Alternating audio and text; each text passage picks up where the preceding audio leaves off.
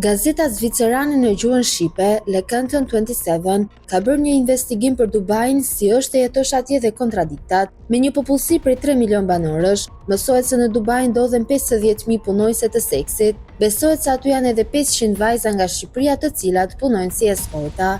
Në vitin 2006, Emiratet e Bashkuara Arabe dëbuan 4.300 prostituta të huaja. Gazetarja Aida Topalli në Euronews tha se në Dubai ka këngëtare apo personazhe të showbizit shqiptar që punojnë si eskorta. Topalli deklaroi se shifrat me të cilat paguhen eskortat në Dubai janë shumë të larta.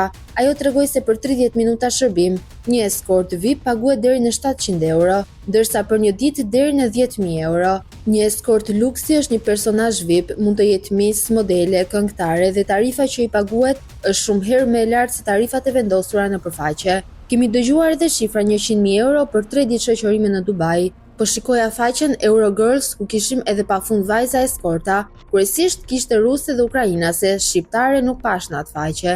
Në Dubai shifrat varionin nga 700 euro për 30 minuta shërbim seksual deri në 10.000 euro për 24 orë që t'i shoqërojnë dhe t'i ofrojnë shërbime seksi, tha Topalli. Ndërsa eksperti Fation Softa tregoi se këto eskorta luksi nuk janë rezidente, por porositen me ditë të caktuara. Sipas tij, pas Covid, Dubai është kthyer në një destinacion për shërbimet e seksit.